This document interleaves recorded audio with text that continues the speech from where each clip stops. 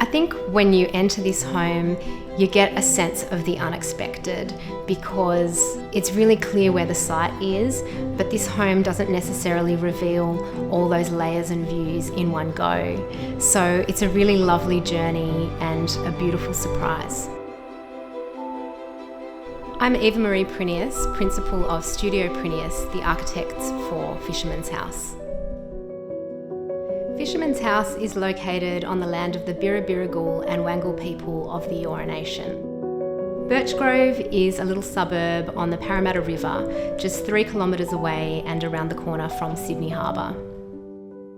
The site's quite an unusual one because the cottage sits quite close to the river and then the road is 9 metres above. So there's a large drop across a sandstone cliff, and as far as we can see, this is one of the last remaining timber cottages in the area. When you arrive at Fisherman's House, all you can really see is a hard stand for a car and a little pop-up for the lift. Entering through the main cottage, the original rooms of the cottage can be read through the kitchen, living and dining areas, the main communal spaces, to the cottage. There's a glazed link with 2 courtyards on either side, and then we designed a vertical wing at the rear which houses all the private spaces. I've known our client Dean since he was born. We were family friends growing up and our families are very close, so this one was a really special one, and we worked together with Dean and Raquel in a really lovely, trusting way. Dean has a background in engineering and he was just a fantastic client who ended up becoming a bit of a project manager, and it was just lovely to see the reverence he had for our design.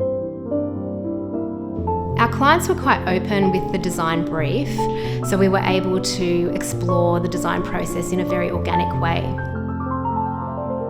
The main thing they wanted was to live on the riverside. That's where they wanted their living areas.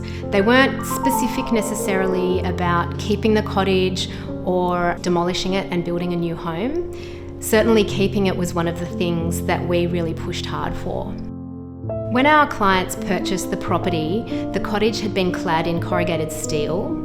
The veranda to the riverside had been enclosed, and inside there had been significant alteration. So we started the whole process by restoring the cottage and removing all the corrugated cladding. Once we did that, we found all the original weatherboards, and so we were able to restore those and then patch where we needed to. Similarly, on the inside of the cottage, we were able to reuse the old lining boards once we removed all the plasterboard that had been added over time. The original floorboards were also something that we really wanted to keep. During excavation of the swimming pool, we found sandstone blocks which could have been old sea walls or old foundations, and all of that stone was kept on site and then reused to form part of the pool enclosure.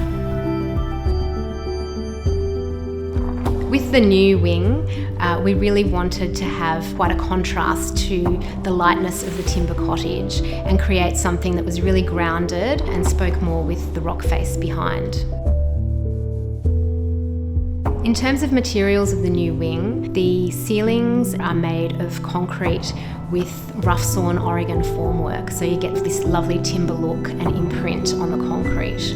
There's also a lot of timber in the project. We've used the Japanese method for blackened timber on the floors and also on the stair, which is lined in walnut veneer.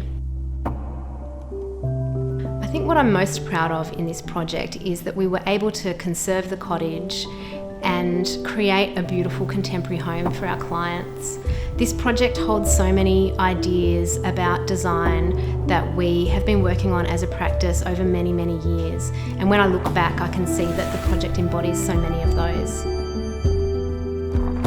Probably my favourite part of the house is the swimming pool because it's the last bit that you see as you move through the house, and it's quite unexpected. It holds so much history in the sandstone, and it's just a delightful place to sit and watch the sunset.